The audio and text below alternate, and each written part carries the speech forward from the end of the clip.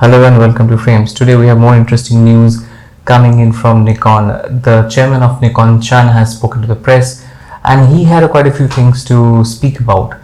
Most importantly, he spoke a bit about the Z9 and how its development is going, and he had a few things to say about the upcoming lenses. What stands out for me from this interview is how he has spoken about a few things and he has sort of skipped mentioning a few things.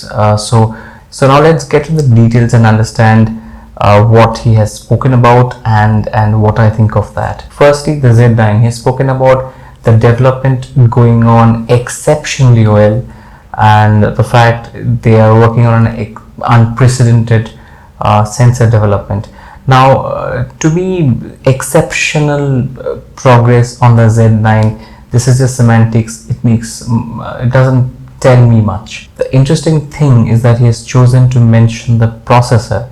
Now I think the processor is is for today's cameras, the processor is central to all performance in the camera, whether you talk about autofocus, the pace of autofocus, the accuracy of autofocus, the low light, even the low light performance, the ability of the camera to sort of understand, detect pattern, run heavy software. So whether it's eye autofocus or bird or animal eye autofocus or detecting different animals or birds, so those, recognition of shapes and forms, those things are completely dependent on complex algorithms, and for a camera to actually use those algorithms you need to have a very powerful processor. The second thing is that the processor will also now determine the battery life, because you see mirrorless cameras will always have a couple of screens on all the time, so because they're so electronic, right? So a lot of that battery power is actually consumed by the processor.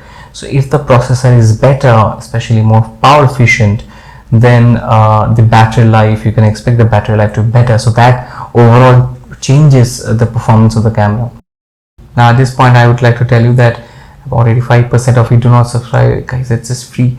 Just click on the subscribe button and press that bell icon, because you know what, you can always choose to not watch a video when you get the next notification, but if it's something that interests you, if it's something that's timely, just right thing at the right time for you, I think we'll benefit out of it, and I'll benefit out of you watching this channel.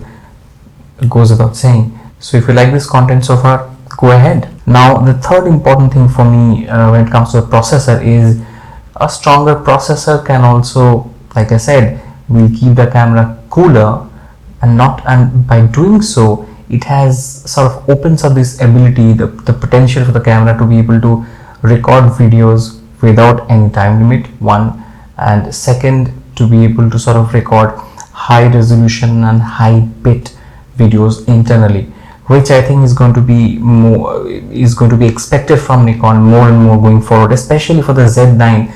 I think a lot of people are assuming that it's going to have that. Now if Nikon comes tomorrow and says, you know what, we don't have internal 10-bit 420, that's going to be a bit of a bummer. Now relating to this, I must mention the chairman of Nikon China has spoken about how Nikon is actually considering internal N-Log. Now while that sounds like a good news, just the language of it, of course it's translated from Chinese, but still, the language of it, the feel of that line, I don't feel good about it, because it's almost like saying we probably will not give you all the internal recording options, but yeah, we are considering N-Log. I don't know if that's what it means, but it just felt like that when I read it. So the good news is that they're considering internal recording, a better bit rate, better files straight out of the camera when it comes to video. So that is very important. We do not know whether you're going to have dual recording, as in if you're sort of let's say you're recording on an external recorder, and then whether you can have a backup video file recorded internally in the SD card or the XQD card of the camera. We do not know any details on that. He hasn't mentioned that. Internal recording, N-Log has been mentioned. That's a good news. Once again, there was a mention of 8K. I personally think that 8K is sort of redundant for a lot of people. It's probably going to be relevant 2 years down the line, but then whoever is going to buy a Z9 is going to keep that camera for at least 5 years, I assume, and therefore to be future proof, to be ready with a camera that can do 8K is probably a good idea. But at the same time, I think in the next 2 years there's going to be a lot more cameras coming in, or probably going to give you 8K. So 8K may not be the reason to buy this camera. In any case, I think for 8K we'll have to depend on an external recorder. I doubt that Nikon is going to provide internal 8K recording with Z9. To me it looks unlikely if we are at this stage only talking about thinking about providing internal N-Log recording. It just sounds not very aggressive to me at a time when all brands are sort of going out of the ways to do new things when it comes to video. It sounds a bit defensive. Nikon has also mentioned that they're going to support photographers during Olympics. Now from that we cannot guess if that means supporting the photographers with a prototype or advanced sort of just pre-production version of the Z9, or whether they're talking about lenses or something else, maybe D6, another promotional season for D6. We do not know that, but in any case the assumption is that we are not going to see the Z9 come out any time before October, November. Now the thing is, the telephoto lenses will be launched with the Z9. Now if we have to wait till November, let's say October, for both the Z9 and the telephoto lenses, I think that's not very encouraging, honestly, because I think the lenses can be released before that. A lot of people who are shooting with the Z6 II and the Z7 II are actually looking for telephoto lenses, and this quite a few months really from now to November or end of the year. It's almost 6 months more, right? So I do not know whether a lot of people will be willing to wait. They might just say, okay, let me just invest in an f-mount lens, and of course they might just regret the whole decision. They might develop this negative, why is Nikon making me wait? All these sentiments, I understand that. So I think if it's possible, it's a good idea for Nikon to actually launch the lenses first and then launch the Z9 whenever it is ready.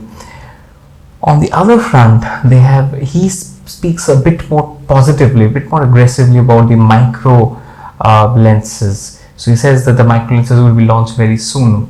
That sounds very positive, and and now I'm thinking whether the next week's conversational announcement from Nikon is going to be about launching those micro lenses and those lenses only, because like I mentioned earlier, there has been no mention of the DX body launch in his entire conversation.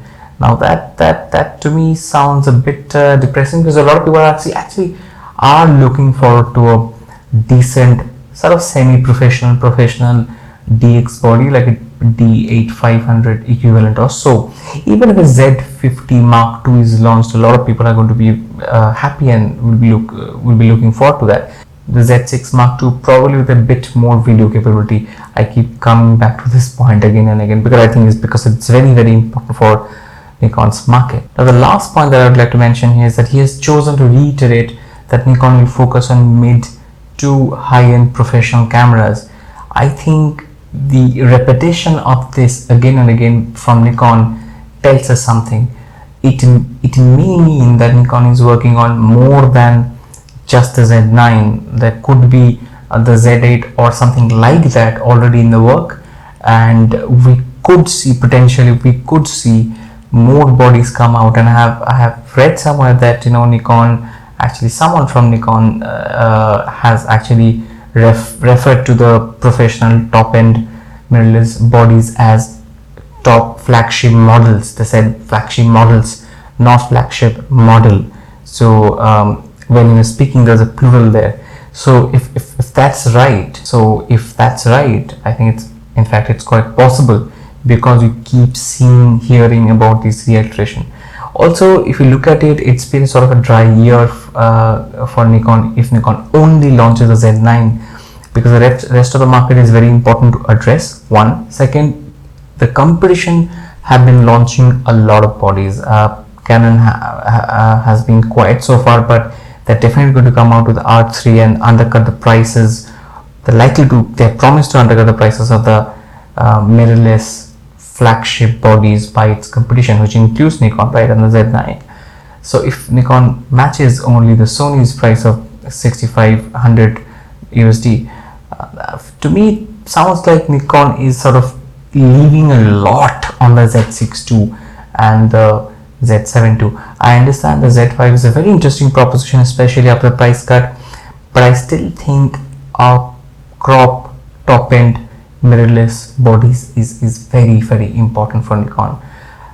I also think that a very video focused premium body is very important. Something like a 12 or 16 megapixel body, like almost like a copy of the A7S III. It doesn't matter if it's a good copy, as long as it's a fantastic sort of emulation, it works. But I think those are things that Nikon should look into and sort of consider, but we're not hearing much on those things. But I think these two areas are completely video focused body, one. Secondly, top end, very good professional or semi-professional, at least prosumer, DX body is going to be very important.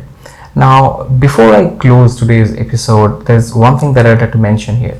If Panasonic fixes their autofocus, Panasonic, for the kind of prices they have, for example, take a look at Panasonic S5. It's going to be, with Nikon's autofocus on a Panasonic body on an S5, it's going to be up. It's going to sell like hotcakes.